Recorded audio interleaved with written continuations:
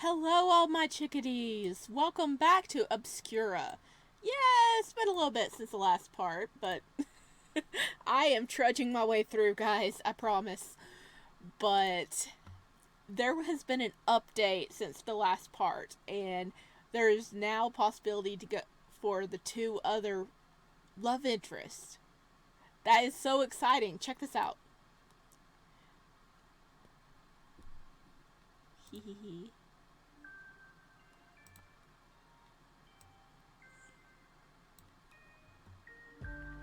There's Cirrus, there's our boy. There's Kier, the one we're going after right now. Look at Oleander! He looks freaking amazing! And Franceso? I can't talk. Ah! No one goes under the mountains without good reason. Unfortunately, you have a good reason. Oh my god, I love it. Oh, that's gorgeous. Look at all the boys. Ah! Okay. Whenever we finished up here, we'll go after the next guy we can go after, because I want to at least go through one route of all of them before we go back and try to get all the small endings. Or the, not small endings, but the endings we haven't gotten so far. And guys, this is still just chapter 1. This is still just chapter 1 of the story. It's huge. I love it. Okay. Now I am feeling a little bit under the weather today, so if I end up ending it a little early, that's why. You know, earlier than I normally do. Oh gosh, it's been a while. Which one is it? There's 12:12, 12:19. So I'm guessing right here, right?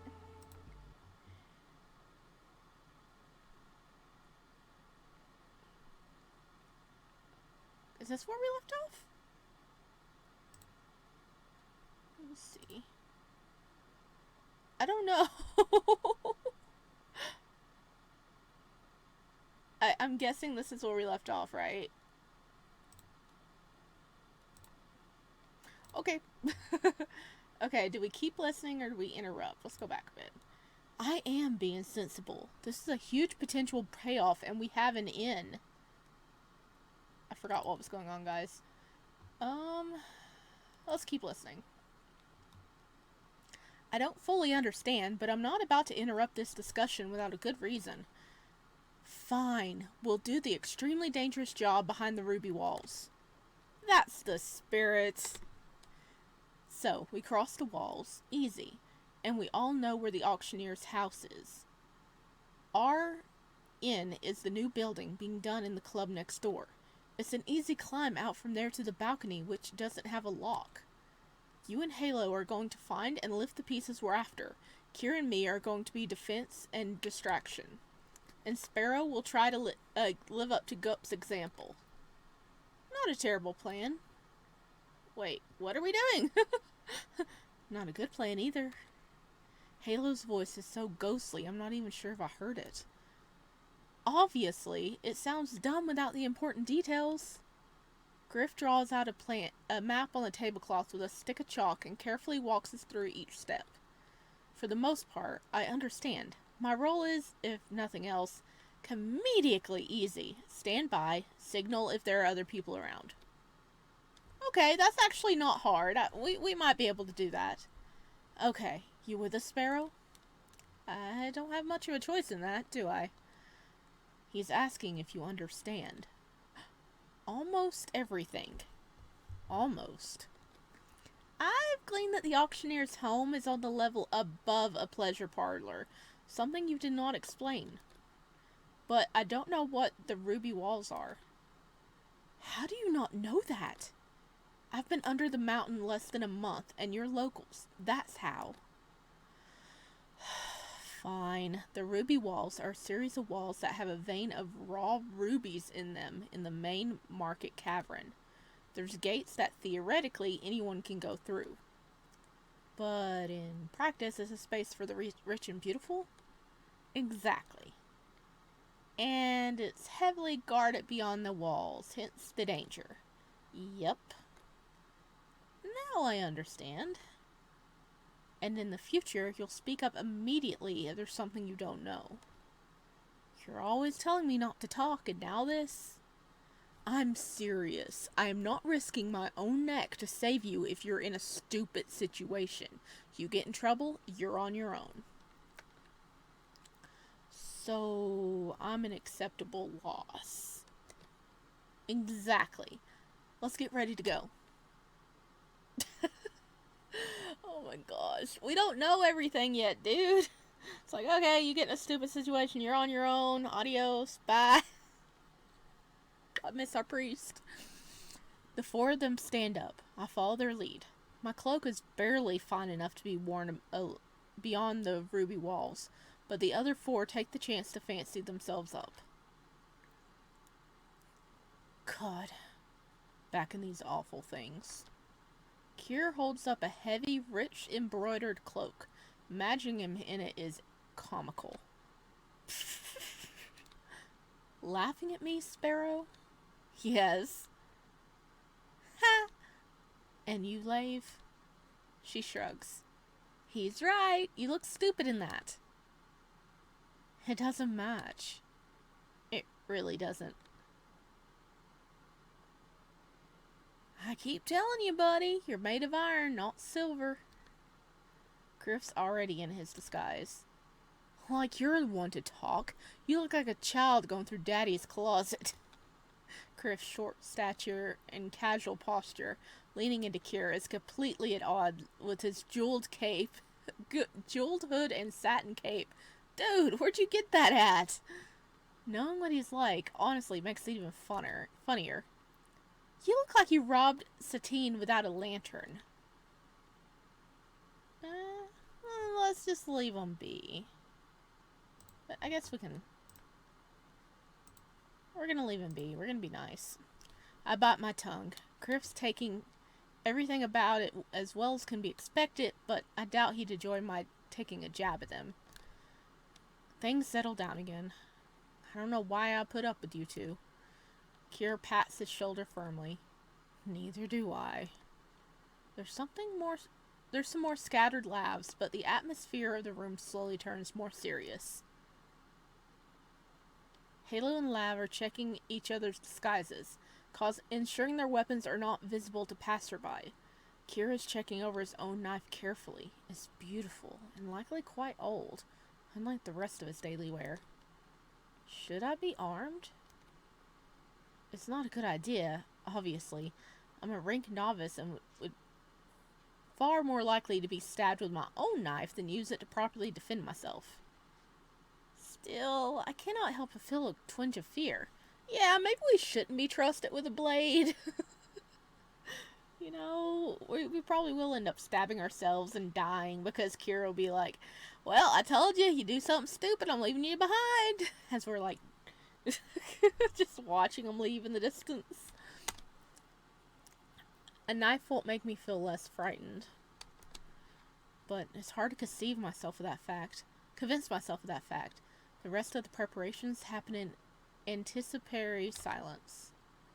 Ready? Let's move. We walk in a loose group to yet another exit. I have yet to fully count the ways in and out of the mouse hole, but there's got to be at least half a dozen. It's another narrow passage that leads into the back room of a shop. From there, we can exit through the storefront and step into the busy walkways of the marketplace. Look alive. In any other circumstance, we would be a deeply strange group. A gang of well-dressed strangers, walking together but not talking. But this is hardly the strangest sight in the marketplace. There's a bird-masked contortionist performing in a tiny cage, and a pair of drunkards fighting in one of the crossroads we walk through. Things are as lively as ever. We pass the church on our way to the central caverns. Was it only a few days ago I was standing there, looking for some clue to start me on my hunt? Cirrus, my love! He's in the church! Okay. As we enter the largest cavern, the heat of the marketplace where I started my journey, we walk close together. Alright, you know the drill. Split up, we meet across from the pearl choker. Sparrow, you're with me. Lav and Halo are gone in a second and melted into the crowd. Griff glances back at Kier for a second before doing the same. Don't trust me not to run off? Not in the slightest. Plus, you're new to this. I might be able to give you some pointers. How do you know I'm new at this? You're paying a lot of attention to small details. The kind that are easy to ignore when you're used to this work. Fair enough. I've never planned a theft before. I've never worked in an organized group to steal before. Well, I think it's both, right? I've never planned a theft before. Believe it or not, my surface life had very little thievery in it. You know, I think I can believe it. But, like I said before, you're quick.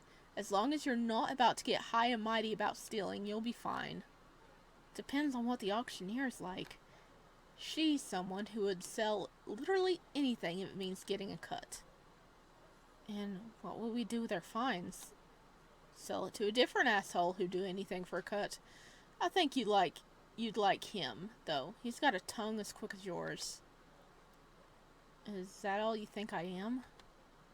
Maybe if you talk less, I'd understand you more. Oh, come on. We're trying to strike up a conversation, buddy. Not a chance. Worth a try. And here are the walls. Take them in. My first impression is that they're nothing special. Stone's walls about twice as tall as the average person.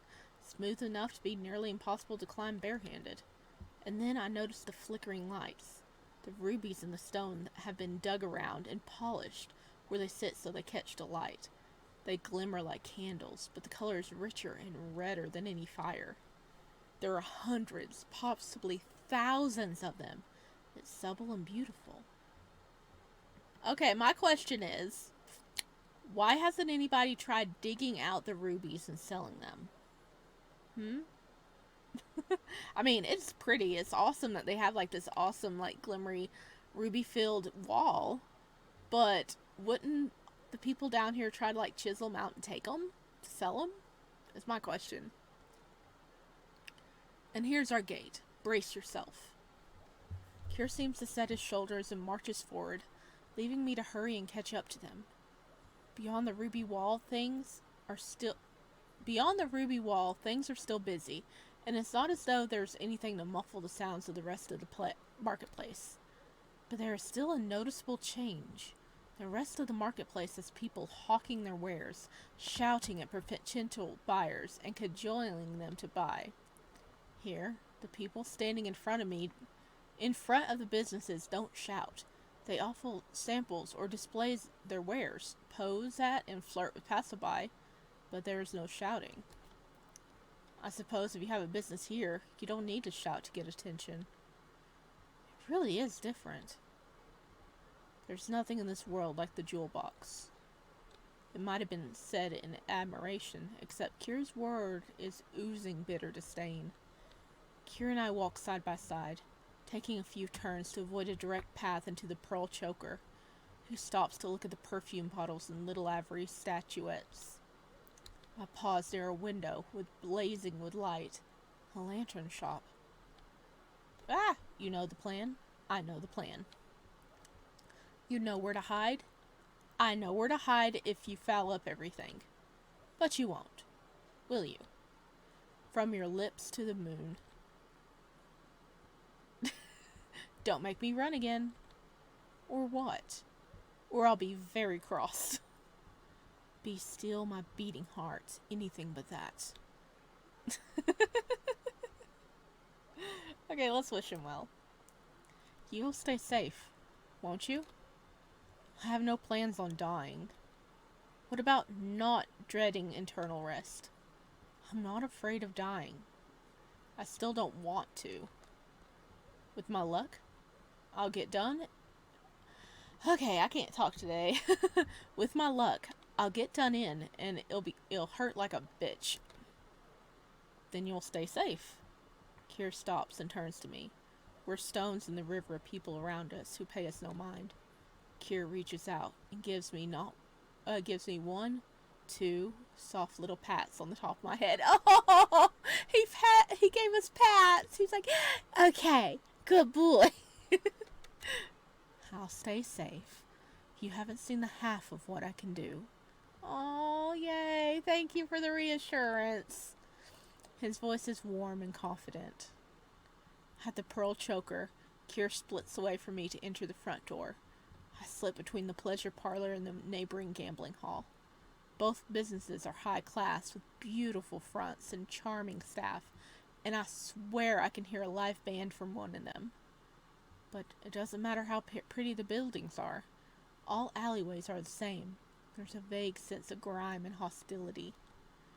I'm definitely not breaking any rules, but I'm certainly not welcome here. If things have gone to plan, Lav and Hollow broke into the apartment above the Pearl Choker by climbing the new attachment to the gambling house and jumping the gap. Griff and Kara are going up through the inside using a staff passage, and I'm keeping watch, signaling whether the alleyway is clear or not through a simple set of gestures. I really can't talk today, guys. Oh gosh. Are we just... I really don't remember if they said before what exactly they're off to steal, or are they just stealing things so they can, make some money so they can pay for things. I have a feeling it's just because he said they were going to try to selling it off to another guy. So I guess they're selling things to try to, make a bit of money so they can, eat. Because eating is kind of important. Holding one arm, there are people in the alley. Holding both, there are guards or staff in the alley. Arms relaxed, no one here but me. It's not complicated, but I do have to keep an eye on both ends of the alley and signal consistently. Ideally, all 4 of them will jump the gap and climb down the gambling hall's addition and will separate to reunite in Mouse Hole. I have a feeling this ain't gonna go smoothly, right? If we need to run, I even have the turns I need to take in the crossroads memorized. Straight through the first crossroad. Please tell me we don't have to remember this. Straight through the first crossroad. Left, then left again. Right, and if I won't be seen, I go and hide in the butcher shop. Okay, so straight, left, right, butcher shop. It's written on my arms. Is burned into my memory. Okay, oh god, we are gonna be running, aren't we? At least I have a plan. It says activate hints. Yeah, we need those hints. I have the memory of a goldfish. Get to work, or... Huh? What's the or?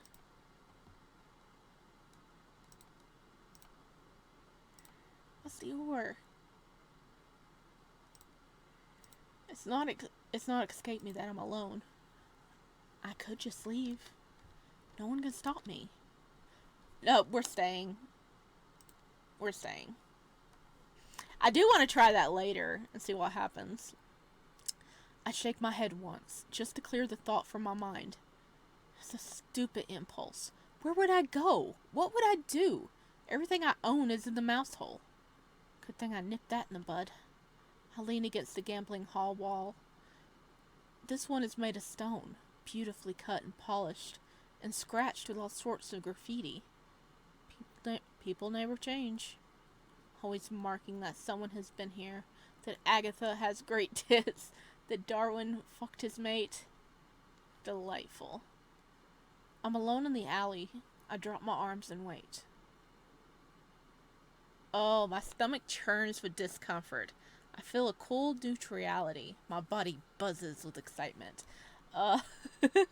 Okay, time to save again.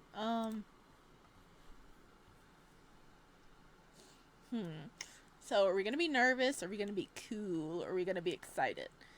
Nervous would probably, make sense, but we don't need to be distracted by our stomach. Well, I mean... I'm gonna say we're nervous. I don't want to be here, doing this. It's dangerous. I was forced to be here. coerced and blackmailed even. If it weren't for their threats, for the possibility of getting human ichor, I wouldn't stay. I can find the fun in chatting shit with Kira during normal moments, but when I'm alone like this, it all comes back. I don't want this life. All I can do now is keep my head above water. But for the moment, I have to put those feelings away. For a short while longer, I'm completely alone. Then a stranger wobbles along the alley towards me. Hey. Hey. Mind if I smoke? Not at all. Want any? She holds out a little pouch of herbs. I recognize it on sight. Sweetgrass. I've had it plenty of times before, back on the surface. You smoke it with others to build bonds. As loose herbs like this, it softens the hard edges of stress. Not enough to addle the mind in any way, just enough to make connection easier.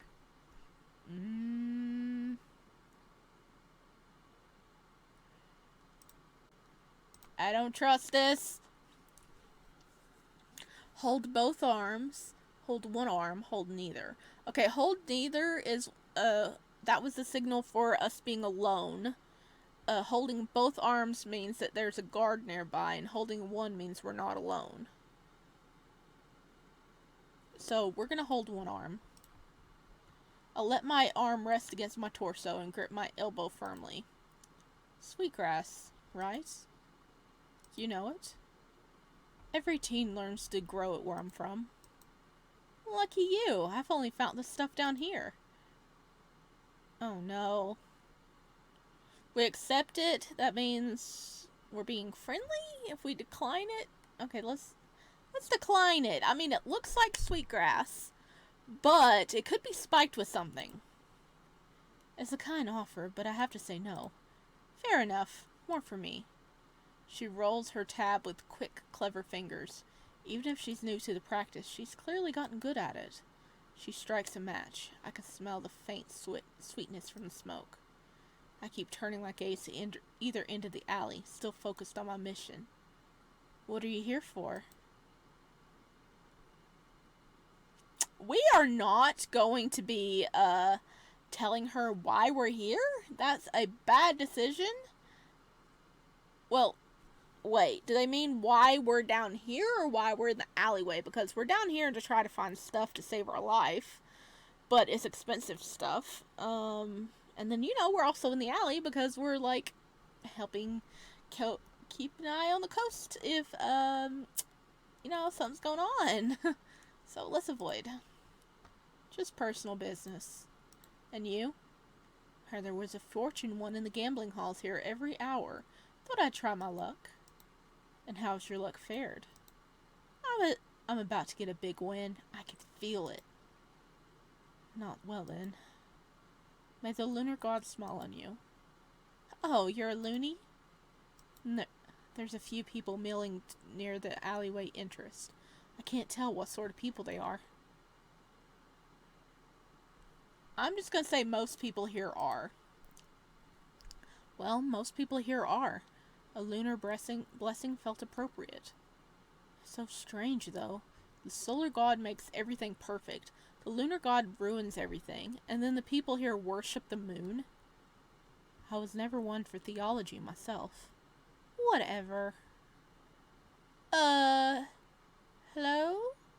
Wait. Is this the people from the hotel? No, it can't be, right? It can't be. One of the people at the end of the alleyway starts coming in. Big, confident posture. At first I can't tell if they're armed. Then I see the blade. I thought both arms was guard.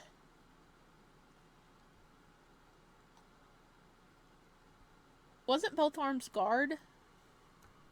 I'm just gonna hold both arms. They get closer. Hello. Any reason you're loitering back here? Oh, I didn't realize we were loitering. We were just having a break. Yeah, we were sharing some sweetgrass. Want any? She rummages through her bag, but the stranger cuts her off. No. They point at me. I didn't see you in the hall earlier. I wasn't in the gambling hall. Then where have you been? Here? Proof? Well, I've been here with him for a while now. Mind if I ask a few questions? Go ahead. Definitely some kind of security force. Ha ha! We were right. Did you come here alone? Come where? This alley? To the jewel box. I came alone. Yeah, I'm a newcomer to the marketplace. I wanted to see some of the sights people keep talking about. This alley is nothing special, but the rest of the jewel box is very nice. Their posture betrays nothing. Then I see my friend here with the sweetgrass and decide to hang around for a while. That's what happened? Yeah. Put that out and go back in. I'm not done yet. I'm talking to this one alone. Doesn't sound like they're going to book any argument. You have a win waiting you, right? Yeah. Good talking to you. Likewise. Dude, what beef you got with us? She leaves. I'm left alone with this member of the security force. I'm gonna remain holding both arms. Is there a problem here, then? Suspicious activity. Not good. Do people not stand around in alleyways in the jewel box? Not unless they're looking for trouble. Well, I seem to have found some. No. We need to be like, I'm just looking for some quiet. I'm just looking for a bit of quiet. With another person? Better one than hundreds, I would say. The stranger's posture somehow grows more tense, like they're waiting for me to book it. Oh no. Have we said the wrong thing? Why are you here? In the jewel box or in general? The marketplace. Buying. And you had time to wander around. Turns out not everything is for sale all the time. I'm waiting for a shipment to come in. That should be enough truth to convince him. I mean, we are waiting. We are waiting, guys. And what have you been doing while you wait? Seeing everything the market has to offer, minding my own business. Both are tempting. Because seeing everything the market has to offer is just, us saying, yeah, while we're waiting for what we want to come in, we're looking around and seeing what all is here. Like, here's a gambling den, here's an auction house, here's a place to watch a contortionist bird, here's a church with a smexy priest in it, or minding my own business. I mean, everybody minds their own business down here, so that would be more like us blending in. But let's go with the first one. Oh, I've been everywhere. Even if I'm not buying, it's incredible to see everything there is to offer. The staff of the Leaping Bear have been very good at advising me where to go. Ah, smart. Drop the name. No answer, but that's better than a bad one. Open up your cloak. What? I need to check you for dangerous objects. Wait. Do we have anything? I didn't think we have anything, because we're not even trusted with a knife, are we? If we refuse, it's going to be suspicious. Good thing I didn't take a knife. I opened my cloak and put up with a security officer examining with almost intimate closeness at the lantern light. It's uncomfortable, but there's only so much I can do. I did consent to this, technically. As you can see, I'm just an ordinary traveler. I agree you're not carrying any weapons. You're free to go. Sorry? You can leave now. Oh, no! No, dude! We don't need to leave. We need to stay here. We like this alley. We're just chilling. My first instinct is to tell them I want to stay here, but that's not going to go over well. I'm waiting for someone here. Then wait in the tea parlor across the road. Clear out. I'd rather not. They stare at me. I suppose they're trying to parse exactly what I'm thinking. You've been cooperative, so I'm going to extend the same courtesy to you. Once. Get out of here now before I have to take you in for suspicious behavior. I freeze. I can't leave, but staying is no longer an option. I'm almost grateful that this is the moment someone chooses to leap from the balcony above and land on the addition to the gambling house. It's Kier. He lands before the security officer can say a word. A knife flies past my head and stops in the officer's gut. They fall, gasping. We're compromised! Run! I don't even stop to think. I just move. No one raised an arm yet as I sprint from the alley, but sprinting away from the gambling hall at full tilt is inherently suspicious. Other security officers start pursuing me. I reach the first crossroad within seconds. First, straight through. Yeah, run straight through. I sprint, okay, it was straight, left, right, butcher, right? I sprint straight through the crossroad, plowing through a cluster of people, listening to a musician on a corner. I could swear my pursuers are getting closer. Another crossroad. Second turn left. Ah, yay! It is telling me. I'm glad. I can feel the ache of exertion settling into my muscles, but I'm not close to safe yet. I'm not slowing down, but the security officers chasing me seem to be getting faster. I nearly collide with one random passerby. Third turn, left again. My legs and lungs are burning. This is even worse than when Kira abducted me. Then I could just follow him. Stop him! The general apathy of the crowd around me means no one will help me. But no one seems keen to help security either. Plus the moon. Even so, one of my pursuers is getting dangerously close. Gotta shake them. Okay. This can go good or bad here. Okay, slip through a group of people or create some obstacles. Well, if they're not helping them either, we could try slipping through a group of people. But if we try to create some obstacles, it might slow us down as well and make the people mad at us. It's easy to find a crowd. There's some kind of performance or showcase happening in a storefront, and where there's a show, there's an audience. I try to slip through the crowd, but the people will not be moved. They may fear I'm a pickpocket or some other type of crook. Oh no, we're screwed. It slowed me down, and the security forces have the strength and authority to shove people aside. One of the security officers catches up to me. No! They grab my arm tight enough to bruise, throwing me to the ground. The stone cavern floor does nothing to cushion my fall, leaving me winded and panting. I'm pinned to the ground by multiple people. Get off! No one around is going to interfere with an execution like this. This is just what thieves get. Help! Anyone! The security officers are efficient, if nothing else. For a second, I don't feel anything at all. I hear something splatter on the stone below me. There's a feeling of ice in my belly, followed by red-hot agony. Above all, for a second, I feel overwhelmingly nauseous. I'd vomit my guts out if they hadn't already been spilled out on the ground.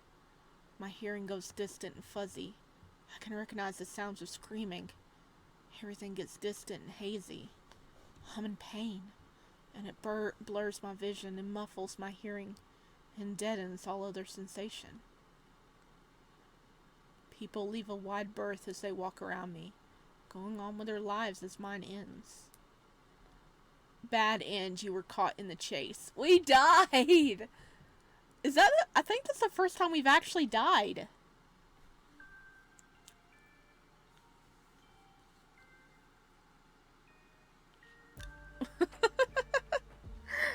Okay. Yeah, I think that's the first time we've actually died. Okay, let's try this again. We are going to create some obstacles. I spot someone selling an assortment of chairs with several tall stacks within reach. I can't help the words that come out of my mouth. Sorry about this.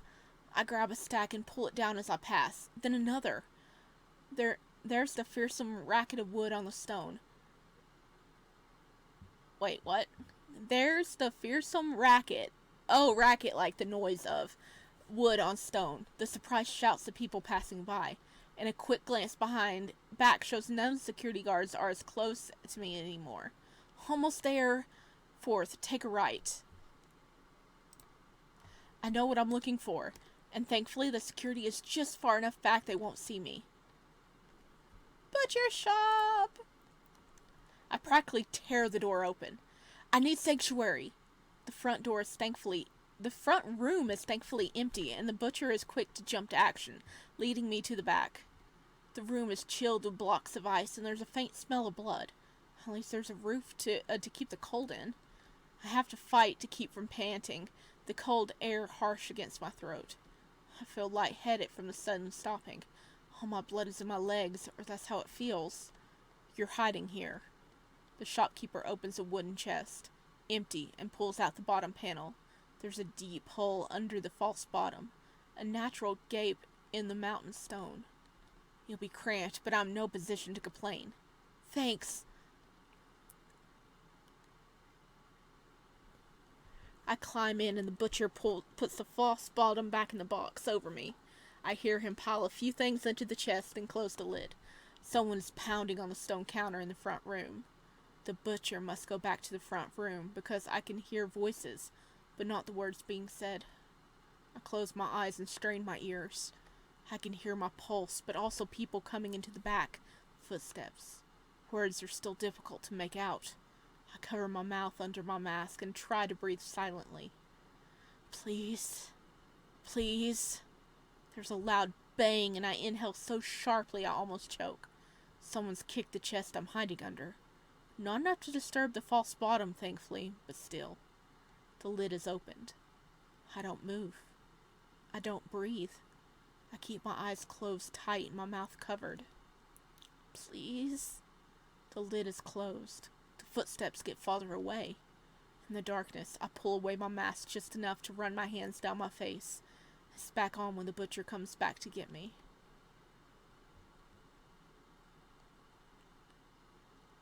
You staying here? For an hour or so, if that's alright with you. Don't touch the goods and you can stay. Thank you. A few hours in the cold alone with my thoughts is no fun, but it's a relief compared to the escape I just endured. When I feel like the coast is clear, I leave the butcher and make my way to a safer side of the ruby walls. I have to meet Kier and the rest now. Oh, thank you, Mr. Butcher Man. Whew. When you reunite, it's in the rundown pub of the mouse hole. Did everybody make it back? They did! Hey, Sparrow, what took you so long? I was hiding in the butcher shop waiting for things to cool down. Why were you? Good job hiding, Sparrow. We only just got here ourselves. I realized exactly what's going on a second later. Kier, you shithead! Fine, take it out on me now. Did my running around as a distraction actually do it? Oh no! So, they used us as a distraction to get away. They told us to run, so we ran, and all the guards followed us. So the other four are just like, do, just like walk off calmly with their stolen goods. Oh my god. Oh my god, really? It was a guarantee. But we were already done with the hardest part of the job. You were duped. Kier wanted to be absolutely sure we'd be safe and used you to do it. And risked my life in the process. If anything went wrong, I would have been killed. Yeah, we've proven that point. We would die. You would have. His cool acknowledgement only serves to heat up my temper. And you didn't hesitate for a second to send me on an especially dangerous, unnecessary job but just because I'm your least favorite. If you're not making a list of which gets us thrown off a cliff first, you're not thinking far enough ahead. Kier. Anything else I should know about then? Are you going to feed me things to check for poison or sell me to intel? Fuck off. You're the one who decided I'm disposable. I just want to know how much. I knew you weren't going to get yourself killed. You don't need me to tell you that you're quick thinking and fast on your feet. I could rely on you to be a distraction and let the rest of us get out safely. But you couldn't let me know what I was doing. No, I couldn't trust you to do it if you knew what I was asking. Maybe I just won't do anything you tell me to do then, unless I understand why. I cross my arms. Kier can't see me seething, so I'll settle for communicating it in a posture instead. Drinks on us! One of the servers, a barmaid with pretty hands and a full flat moon mask, delivers drinks to our table. Thanks, babe. Don't make me regret this, Griffy baby. Griff will be on his best behavior now, right? Yes, he will. He almost sounded like a chastened child. Kier lifts his drinks. To successful run. The others raise their tankards. No, we're not drinking booze and getting inhibited. No, we're drinking frickin' water. Want to keep my head clear if I can. Yeah, I don't trust any of y'all. I raise my water glass. The glass clinks and we all drink. Well, show us the loot. I think we've earned a look at our prize, right? Yeah. Halo and Lave go through their pockets and drop some small things on the table. God's scars. That's the stuff. Griff turns to the server. We got a couple good necklaces. Nothing wild, but we're not gonna turn our nose up at that, right? Some compass stones, a few rare coins I know will go to a good home. And a bit we got commissioned for. A genuine witch ring. A witch ring? You're serious? As the grave. Well, that sounds very impressive. Maybe even worth putting our lives at risk for. Witch rings give power to the wearer. The longer you wear it, the more power you get. It's just about the only magical thing that won't ruin your life. Well, it won't ruin your life directly, but there's a lot of fighting over them. Yep. And that means people will be willing to pay a lot to get their hands on one. What a treasure. You're telling me, Dee. Halo puts away the spools of our adventure. And when good old Hemlock or Athen, or whatever he's calling himself these days, show up, payday. You're gonna be rich, Sparrow. I can hear him smirking. The drinking goes on for hours. I hear a lot of songs and more than a few stories about the other gigs they've done. Halo eventually brings out a deck of cards. Being the only sober one playing, I get to wipe the floor with everyone else. Then Lav yawns, and she and Halo go home to rest. Griff follows the server, who I now know is called the Light, into the back. Let's head home, Sparrow. I feel exhaustion seeping into my bones. Let's. Kier stumbles into me as we walk.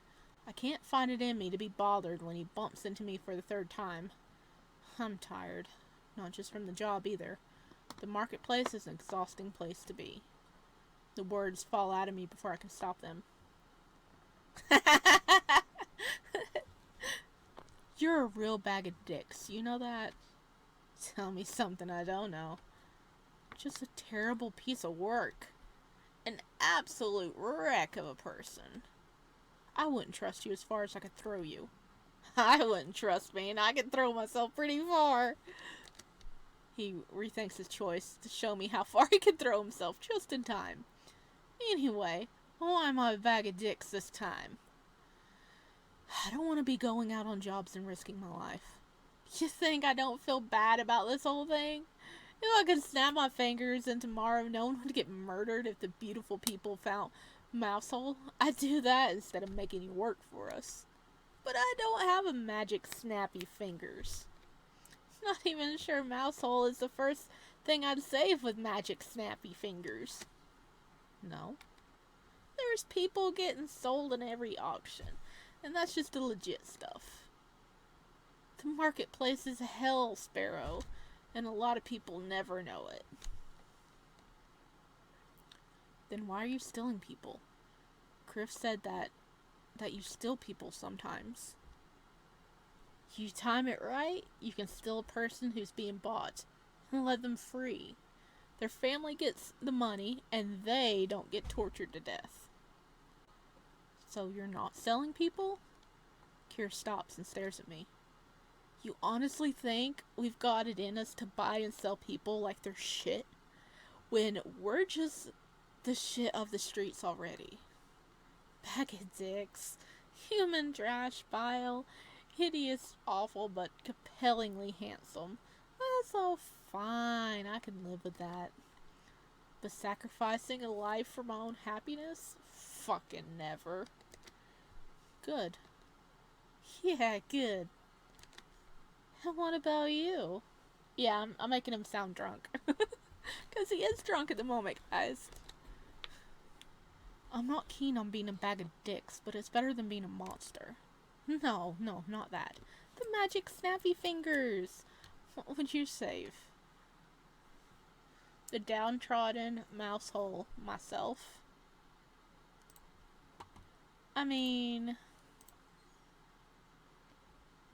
it sounds greedy, but I think we honestly would save ourselves, because the downtrodden, yeah, they need help.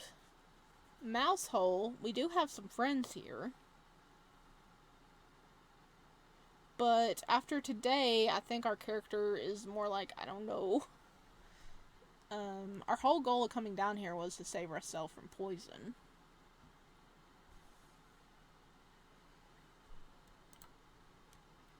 I don't know. I guess myself? Makes sense. The human ichor is for you, right? Yeah. Why? What's it for? Oh, why not? It's called fractum anima. It's an extremely rare illness. Deadly? Eventually. It's not a quick killer, and it does a lot of other nasty stuff. Not really a fun post-job chat topic, though. I'm sorry. It's not your fault I'm sick, right? No. Still, sorry all the same. Thanks. It feels good to be for someone down here to know about it, what I'm going through. The house with the blue shutters is right before us. He puts a hand to the wall of the house and murmurs something softly into the walls. Then Kier unlocks the door and lets me in. Welcome home, Sparrow. He's still standing in the doorway. It's an arresting image. This man who is ruthless and generous in equal measure, welcoming me into his home, both as a kindness and blocking the door because I am a prisoner. Then he reaches for my face. I refuse to flinch away, and instead of touching my mask as I feared, he drops his hand onto my head. Is this going to be a habit of yours? He pats the top of my head once. Twice. Look how much taller he is than us. Oh my god. He's so tall. He's really started liking patting our heads. It's so cute. Might be, yeah. I'm not a child. You're not? He doesn't stop. You're sure fun, though. Thanks. He huffs out a little laugh. Despite everything, you're a good egg. Despite everything? You talk too much. You're sarcastic and mouthy. Point taken. But still. Good egg. He takes his hand away. Alright, enough of that sappy stuff. I'm tired. He closes the door behind him and heads for his room, scooping up a snack. I'm left alone in the room. I'm exhausted, but I do feel a weight coming off my shoulders. For now, it's home. Best end. Welcome home. Oh, that's cool. So we actually hit 2 endings in this one, but that's really cute. He pats our head like, hey, good boy. So we can, try for a whole different route, or we can try to see if we can, like, sneak some more endings in from this one. What would you guys like to see? Like, me filling out some more endings of, this one? Or trying to, just start a new route altogether. Let me see.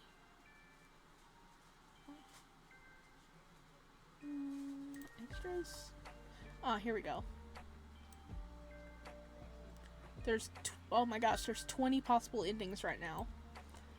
We have gotten the 5th ending, the 8th ending, and the 10th ending. This one is where we died. So we've gotten 3 endings so far. Y'all. Yee. Okay. Oh, so there's only 4 CC so far, or is that just... Okay. But let me know which ones you guys want. Do you want me to try to get some more endings for Cirrus and Kier first? Since, you know, I've already got some of their routes, like, complete, so we could probably get to them faster? Or do you want me to drive straight in to try to go straight for the new boys? Let me know down below what you think. And I will see you in the next one. Bye!